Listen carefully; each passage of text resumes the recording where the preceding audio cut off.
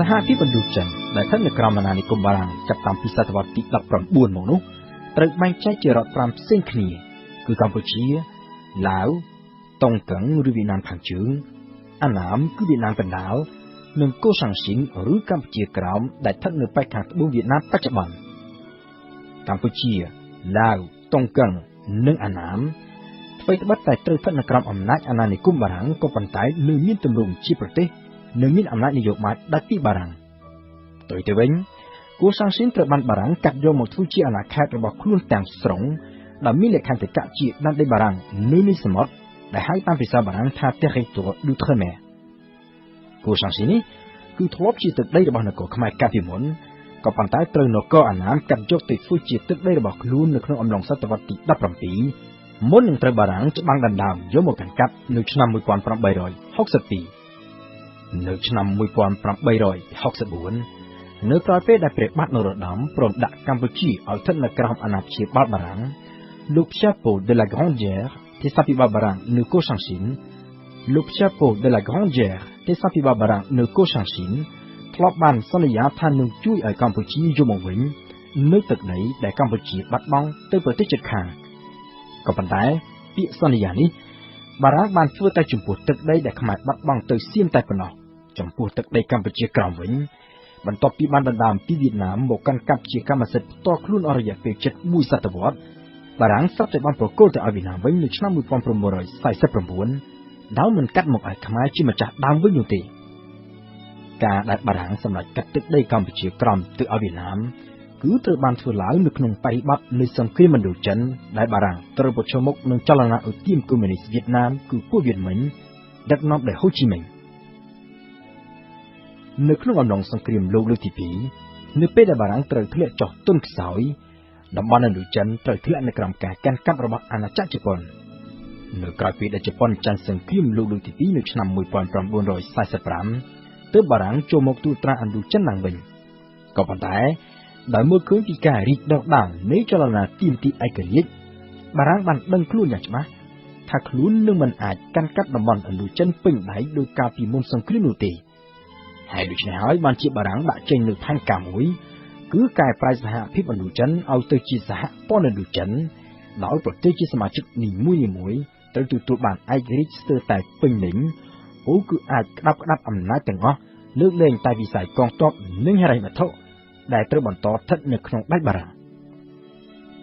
ជាមួយកម្ពុជានិងឡាវការចរចាជុំវិញលក្ខន្តិកៈពាក់កណ្ដាលឯករាជ្យនេះបានប្រព្រឹត្តទៅដោយគ្មានឧបសគ្គអ្វីធំដុំនោះទេហើយនៅក្នុងពេលកំពុងរងចាំការចុះសន្ធិសញ្ញាជាស្ថាពរ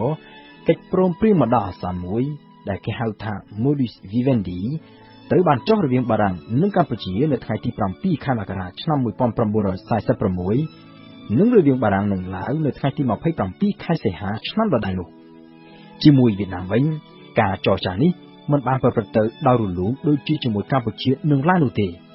ការចរចាជាមួយនឹងវៀតណាមត្រូវជួបនឹងបញ្ហាស្មុគស្មាញច្រើនគឺម្យ៉ាងដោយសារតែវៀតណាមនៅពេលនោះមិនមែនជាប្រទេសរួមគ្នាតែមួយគឺត្រូវចែកជាតុងកឹងនិងអាណាមដែលមានអំណាចនយោបាយដាច់ចេញពីគ្នាហើយម្យ៉ាងទៀត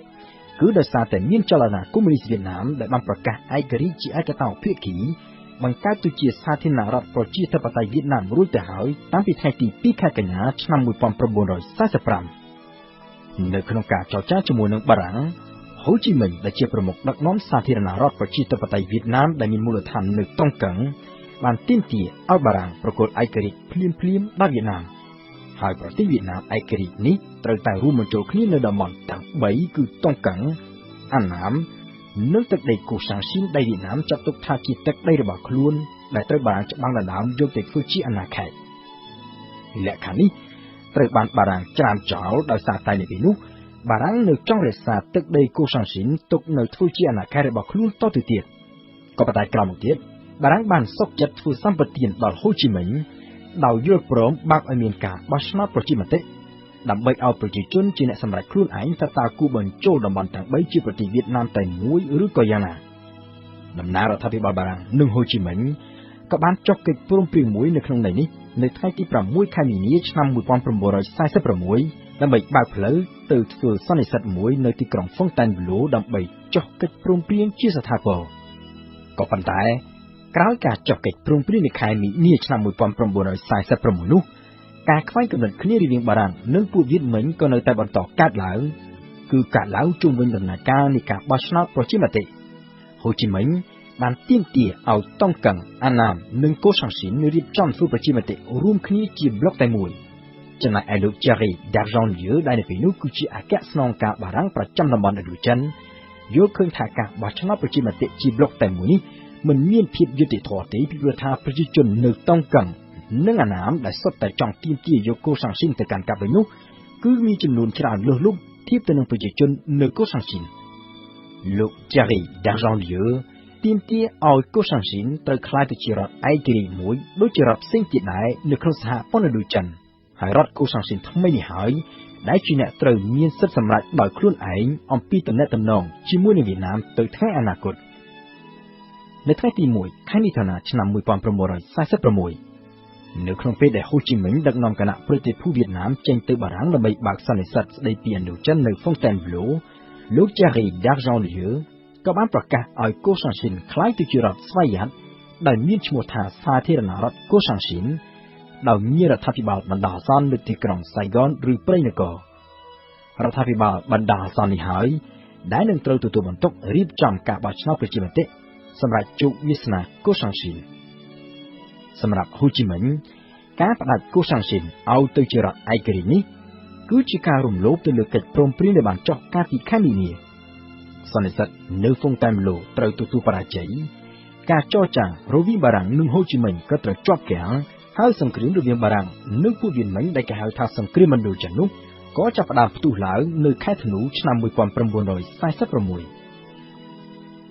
នៅក្នុងពេលដែលសង្គ្រាមឥណ្ឌូចិនកំពុងតែឆាបឆេះពេញបន្ទុកបារាំងបានចាប់ផ្ដើមគិតគូរបង្កើតរដ្ឋាភិបាលវៀតណាមថ្មីមួយដើម្បីប្រជែងជាមួយនឹងរដ្ឋាភិបាលកុម្មុយនីសហូជីមិញគោលដៅរបស់បារាំងគឺធ្វើយ៉ាងណាកាត់ផ្តាច់ពួកវៀតមិញពីការគ្រប់គ្រងរបស់ប្រជាជនវៀតណាម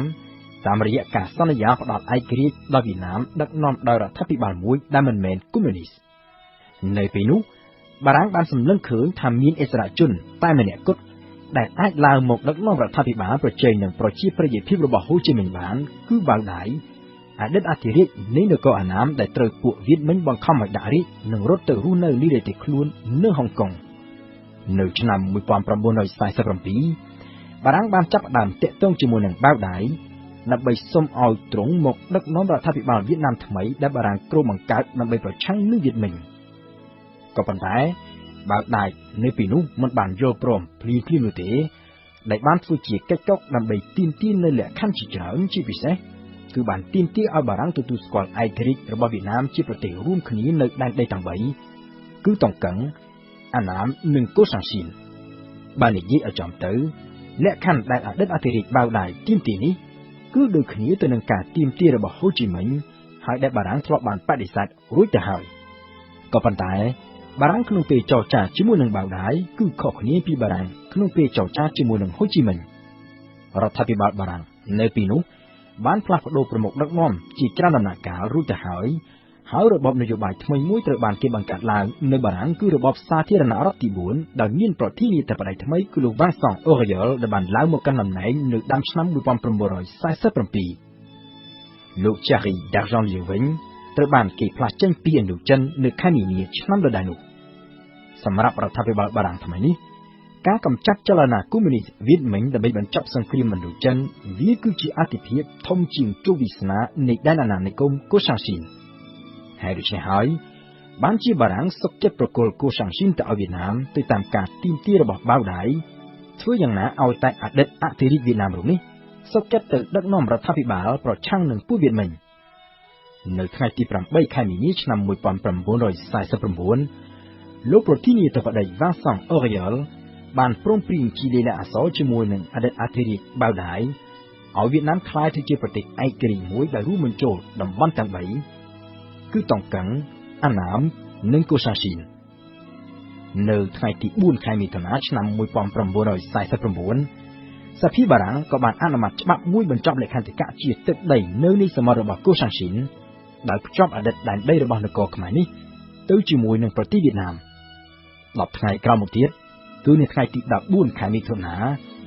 តំបន់តុងកឹង អាណាមបូករួមជាមួយនឹងកូសាំងស៊ីនត្រូវបានគេច្របាច់បញ្ចូលគ្នាបង្កើតទៅជារដ្ឋវៀតណាមឯករាជ្យមួយក្រោមការដឹកនាំរបស់អតីតអធិរាជបៅដៃហើយដែលមានរដ្ឋធានីនៅសាយ៉នឬព្រៃនគរ